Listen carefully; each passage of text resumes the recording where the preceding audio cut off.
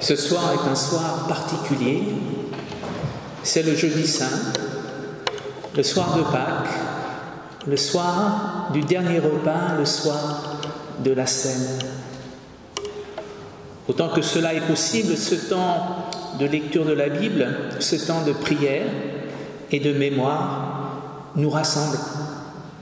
Malgré ce qui nous tient éloignés les uns des autres, l'Esprit Saint passe entre nous, l'Esprit Saint passe en nous, la communion dans la foi nous rassemble, toujours dans l'amour infini de Dieu. Ce soir, nous suivrons dans les textes bibliques le chemin tracé de la Pâque juive à la Cène instituée par Jésus-Christ lors de son dernier repas avec ses disciples.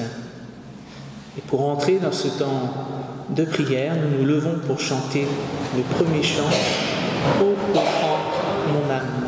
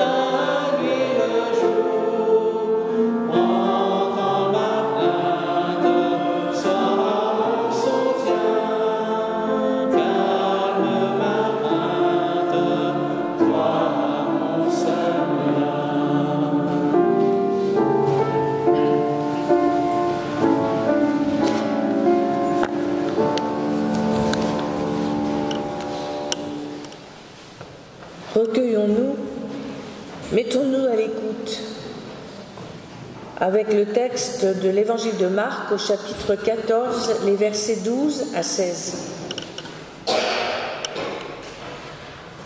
Le premier jour des pains sans levain, où l'on sacrifiait l'agneau pascal, les disciples de Jésus lui dirent « Où veux-tu que nous allions te préparer le repas de la Pâque ?» Il envoya 2 de ses disciples et leur dit « Allez à la ville, vous rencontrerez un homme qui porte une cruche d'eau. Suivez-le. Là où il entrera, dites au propriétaire de la maison, le maître dit, où est la salle où je mangerai la Pâque avec mes disciples ? Alors il vous montrera une grande chambre à l'étage. aménagée et toute prête. C'est là que vous préparerez la Pâque. » Ses disciples partirent, arrivèrent à la ville et trouvèrent tout comme il leur avait dit, et ils préparèrent la Pâque. Pour nous aussi, la Pâque approche. Ouvrons notre cœur, comme on ouvre sa maison, pour que le Maître puisse célébrer la Pâque. Dieu a besoin d'une place dans nos cœurs, pour la mémoire de ce qu'il a fait pour nous. Dieu a besoin de témoins, pour que son amour infini ne soit pas oublié des hommes. Faisons une place dans nos cœurs et souvenons-nous de ce que Dieu a fait pour son peuple.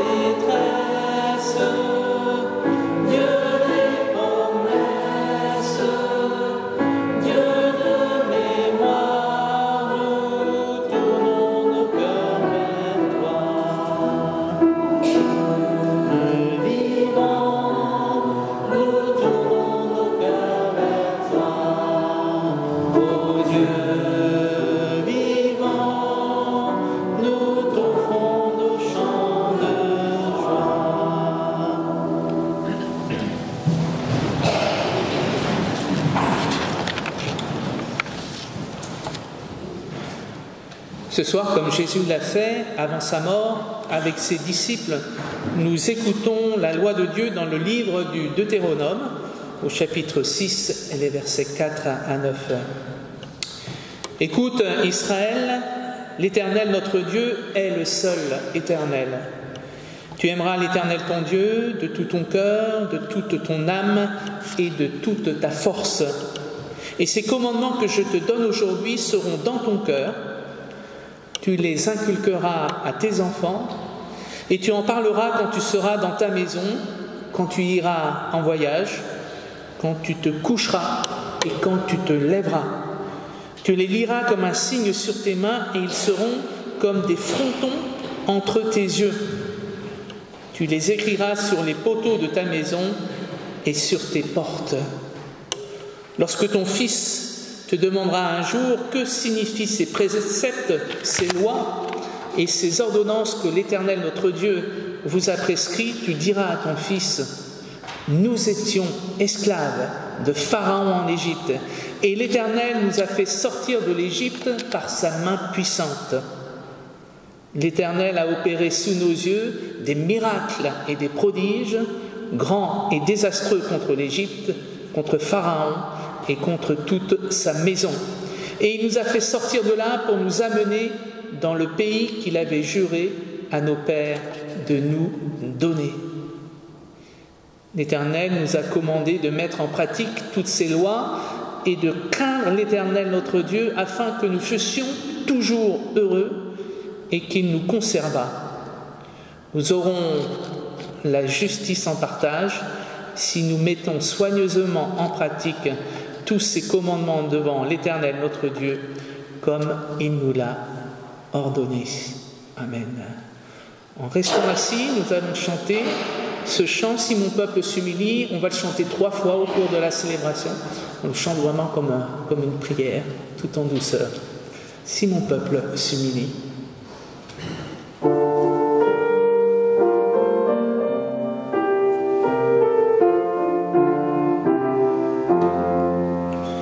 Si mon peuple s'humilie, s'il prie en cherchant ma face, se détourne de sa voie impure, je l'exaucerai des cieux. Si mon peuple s'humilie, s'il prie en cherchant ma face, se détourne de sa voie impure, son péché j'effacerai, son pays je guérirai.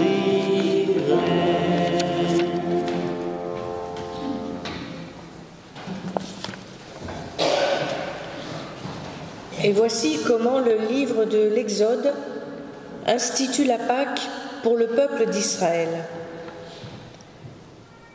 Lecture du livre de l'Exode au chapitre 2, les versets 23 à 25. Les enfants d'Israël gémissaient encore sous la servitude et poussaient des cris. Ces cris que leur arrachait la servitude montèrent jusqu'à Dieu. Dieu entendit leurs gémissements et se souvint de son alliance avec Abraham, Isaac et Jacob. Dieu regarda les enfants d'Israël et il en eut compassion. Sur la table du Seder, la table de la Pâque juive, il y a le maror, les herbes amères, signe de l'amertume de la servitude, signe du besoin pour nous d'être délivrés. Sur la table du Seder, il y a l'œuf dur, en signe de deuil devant la dureté du cœur de Pharaon. Sur la table du Seder, il y a 4 vers du fruit de la vigne, en mémoire des 4 verbes pour dire « libérer ». Sur la table du Seder, il y a le haroset, mortier que fabriquaient les Hébreux esclaves en Égypte. Il est aujourd'hui sucré, converti en solide lien entre les pierres de nos édifices spirituels. Si mon peuple s'humilie, s'il prie en cherchant ma face, se détourne de sa voie impure, je l'exaucerai des cieux. Si mon peuple s'humilie, s'il prie en cherchant ma face, se détourne de sa voie impure, son péché j'effacerai, son pays je guérirai. Dans le livre de l'Exode, il est écrit « En ce même jour, Pharaon donna cet ordre aux inspecteurs du peuple et aux commissaires : vous ne donnerez plus comme auparavant de la paille au peuple pour faire des briques, qu'ils aillent eux-mêmes ramasser de la paille. Vous leur imposerez néanmoins la quantité de briques qu'ils faisaient auparavant. Vous n'en retrancherez rien, car ce sont des paresseux. Voilà pourquoi il crie en disant : allons offrir des sacrifices à notre Dieu. Que l'on charge de travail ces gens, qu'ils s'en occupent, et ils ne prendront plus garde à des paroles de mensonge. Sur la table du Seder, il y a l'os d'agneau, signe du bras de Dieu étendu pour sauver son peuple, signe de l'agneau offert en sacrifice pour le pardon du péché. Nous poursuivons la lecture de l'Exode, chapitre 12. L'Éternel dit à Moïse et à Aaron dans le pays d'Égypte: ce mois-ci sera pour vous le premier des mois, il sera pour vous le premier des mois de l'année. Parlez à toute l'assemblée d'Israël et dites: le 10e jour de ce mois, on prendra un agneau pour chaque famille, un agneau pour chaque maison. Si la maison est trop peu nombreuse pour un agneau, on le prendra avec son plus proche voisin, selon le nombre des personnes. Vous compterez pour cet agneau d'après ce que chacun peut manger. Ce sera un agneau sans défaut, mâle, âgé d'1 an. Vous pourrez prendre un agneau ou un chevreau. Vous le garderez jusqu'au 14e jour de ce mois et toute l'assemblée d'Israël l'immolera entre les 2 soirs. On prendra de son sang et on en mettra sur les 2 poteaux et sur le linteau de la porte des maisons où on le mangera. Cette même nuit, on mangera la chair rôtie au feu, on mangera avec des pains sans levain et des herbes amères. Vous ne le mangerez point à demi-cuit et bouilli dans l'eau, mais il sera rôti au feu avec la tête, les jambes et l'intérieur. Vous n'en laisserez rien jusqu'au matin, et s'il en reste quelque chose le matin, vous le brûlerez au feu. Quand vous le mangerez, vous aurez vos reins sains, vos souliers aux pieds et votre bâton à la main, et vous le mangerez à la hâte. C'est la Pâque de l'Éternel. Cette nuit-là, je passerai dans le pays d'Égypte et je frapperai tous les premiers-nés du pays d'Égypte, depuis les hommes jusqu'aux animaux, et j'exercerai des jugements contre tous les dieux de l'Égypte. Je suis l'Éternel. Le sang vous servira de signe sur les maisons où vous serez. Je verrai le sang et je passerai par-dessus vous, et il n'y aura point de plaie qui vous détruise quand je frapperai le pays d'Égypte. Vous conserverez le souvenir de ce jour et vous le célébrerez par une fête en l'honneur de l'Éternel. Vous le célébrerez comme une loi perpétuelle pour vos descendants. Si mon peuple s'humilie, s'il prie en cherchant ma face, se détourne de sa voie impure, je l'exaucerai des cieux. Si mon peuple s'humilie, s'il prie en cherchant ma face, se détourne de sa voie impure, son péché j'effacerai, son pays je guérirai.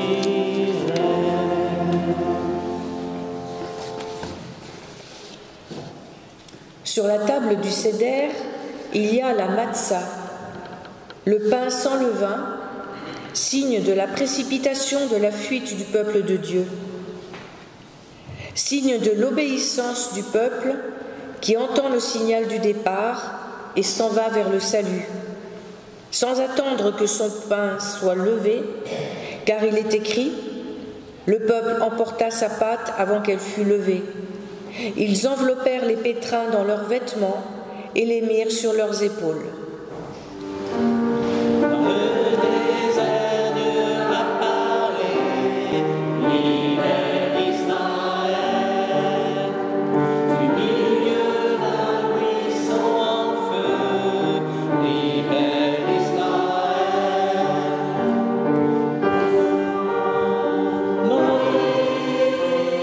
En Égypte descendit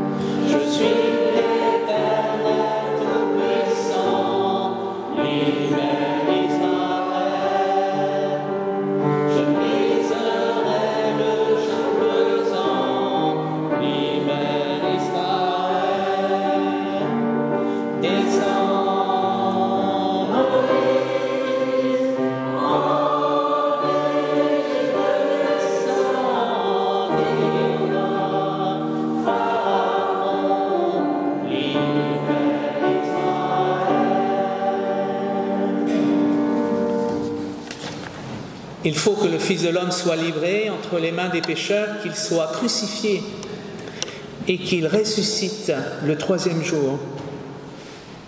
La dramaturgie de la Semaine Sainte est posée par Jésus-Christ lui-même. Le premier acte de cette dramaturgie s'est tenu le week-end dernier avec la fête des rameaux. Pour la première fois, Jésus accepte ouvertement d'être reconnu par le peuple d'Israël comme le Messie. Joie, mais joie de courte durée car s'annonce déjà le deuxième temps de cette dramaturgie, le dernier repas de Jésus partagé avec ses disciples, ce repas dont nous faisons mémoire ce soir. Nous venons de l'entendre lors de la première partie de notre liturgie, ce repas s'inscrit dans le cadre de la fête juive de Pâques. Les dimensions communes entre la Pâque juive et la Pâque chrétienne sont bien sûr nombreuses.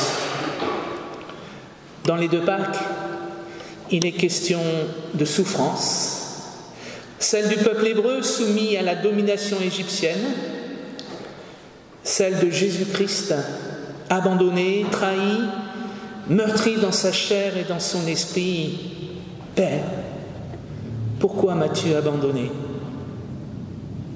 Dans les deux Pâques, il est question de passage, de libération, passage du peuple hébreu vers le désert, passage de la servitude à l'autonomie, passage de la résignation à l'espérance. Il y a devant le peuple hébreu une terre promise, un avenir, une espérance, pour reprendre les mots du prophète Jérémie. Pour les disciples, le repas partagé ce soir-là va devenir aussi source d'espérance. Ils le comprendront plus tard, mais cela est bien sûr manifeste pour nous ce soir. Jésus est notre pain de vie. Le pain et le vin partagés annoncent de manière prophétique le pain et le vin du royaume à venir.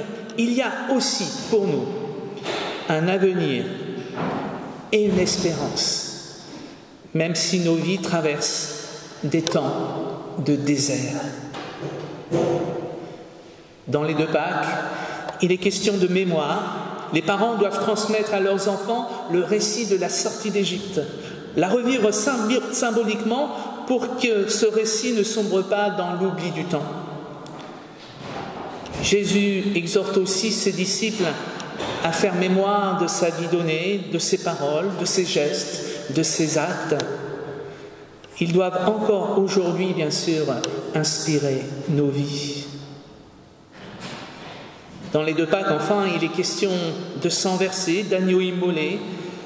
Pas de libération possible pour les Hébreux sans le sang aspergé sur les linteaux des portes pour protéger les enfants hébreux de l'ange vengeur.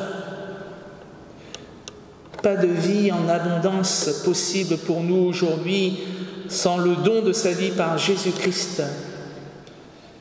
Jean le Baptiste le prophétise en voyant Jésus-Christ s'avancer au-devant de lui. Voici l'agneau de Dieu qui ôte le péché du monde.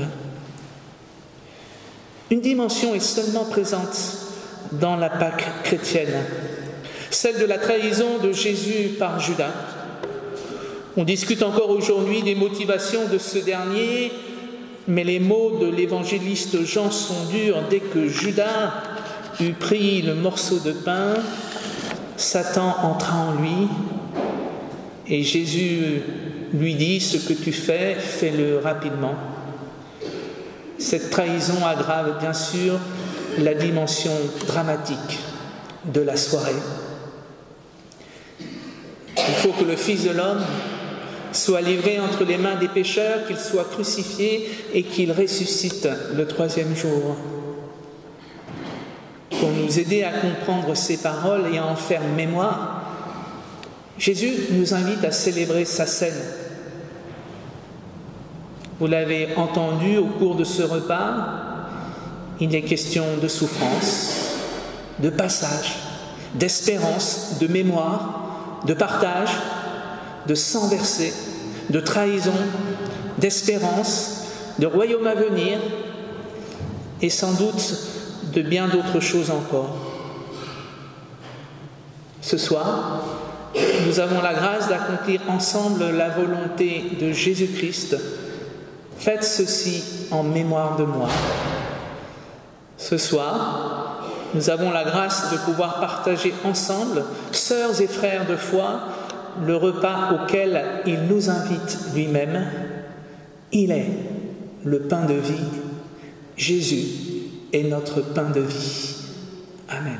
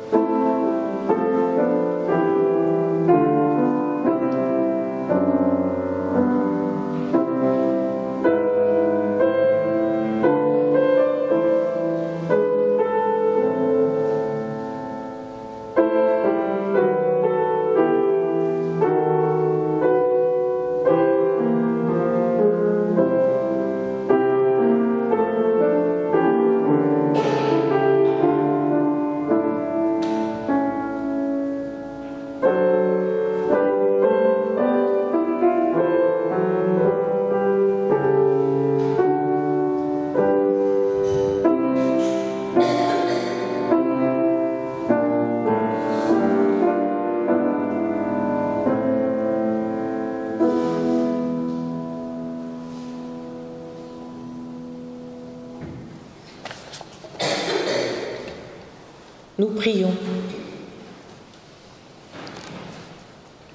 Donne ton pain, Seigneur, à tous ceux qui ont faim. Donne faim de toi à ceux qui ont du pain. Car toi seul, Seigneur, peux rassasier notre désir. Donne ta force à ceux qui sont faibles. Donne l'humilité à ceux qui se croient forts. Car toi seul, Seigneur, tu es notre force. Donne la foi à ceux qui doutent, et donne le doute à ceux qui croient te posséder. Car toi seul, Seigneur, tu es la vérité. Donne confiance à ceux qui ont peur. Donne ta crainte à ceux qui ont trop confiance en eux. Car toi seul, Seigneur, tu soutiens notre espérance. Donne la lumière à ceux qui te cherchent et garde dans ton amour ceux qui t'ont trouvé pour qu'ils te cherchent encore. Car toi seul, Seigneur, tu peux combler notre amour. Amen.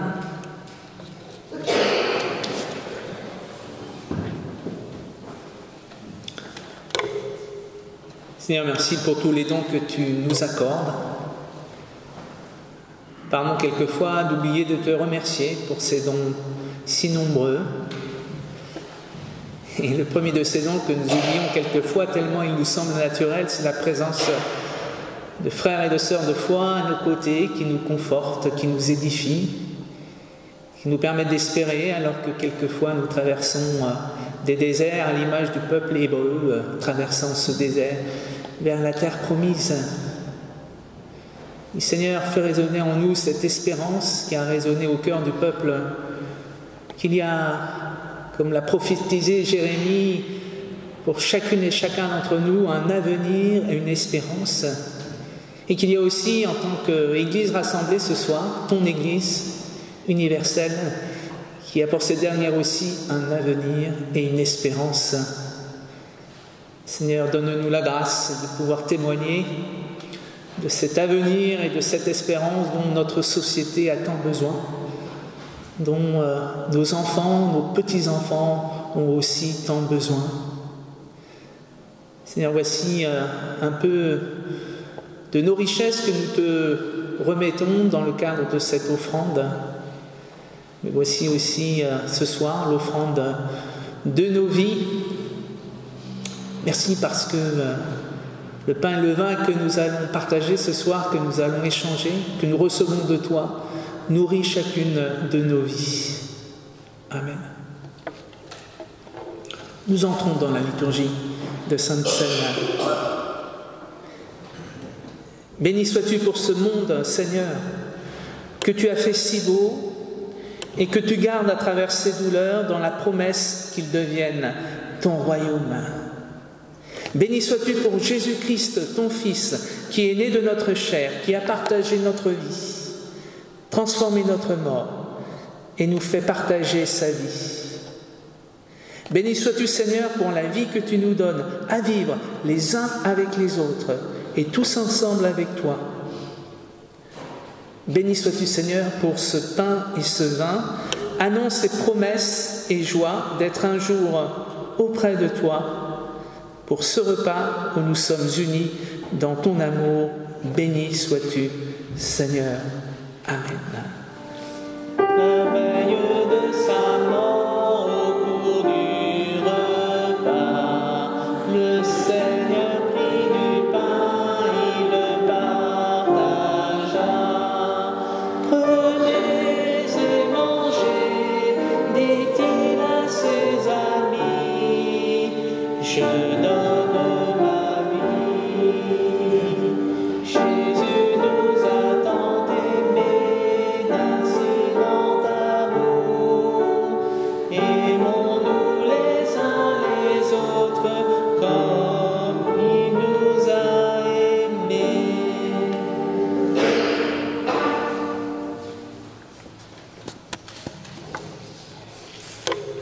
Le soir venu, Jésus se mit à table avec les 12 disciples.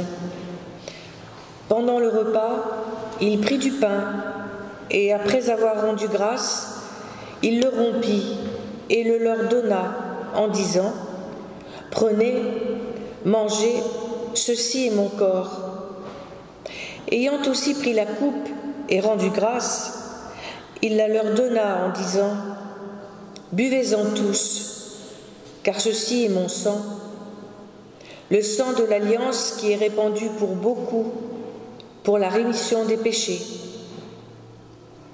Je vous le dis, désormais je ne boirai plus de ce fruit de la vigne, jusqu'au jour où je le boirai nouveau avec vous dans le royaume de mon Père. »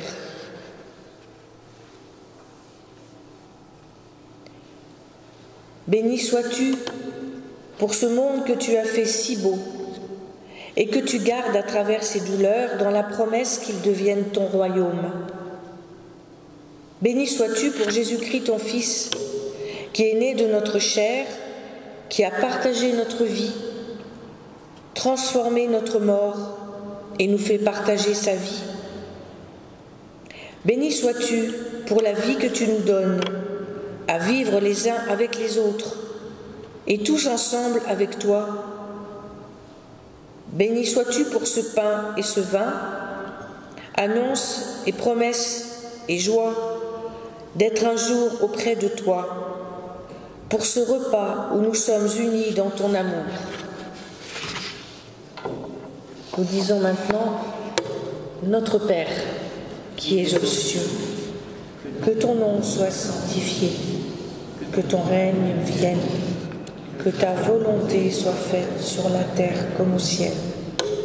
Donne-nous aujourd'hui notre pain de ce jour. Pardonne-nous nos offenses, comme nous pardonnons aussi à ceux qui nous ont offensés. Et ne nous laisse pas entrer en tentation, mais délivre-nous du mal. Car c'est à toi qu'appartiennent le règne, la puissance, la gloire, au siècle des siècles. Amen. Je suis le pain de vie, dit Jésus, celui qui vient à moi n'aura jamais faim, celui qui croit en moi n'aura jamais soif. Je suis le pain vivant descendu du ciel, celui qui croit en moi a la vie éternelle. Si quelqu'un mange de ce pain, il vivra pour toujours.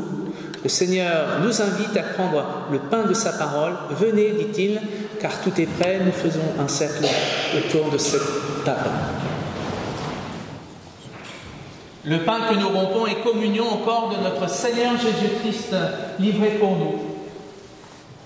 La coupe de bénédiction pour laquelle nous rendons grâce est communion au sang de notre Seigneur Jésus-Christ, versé pour nous.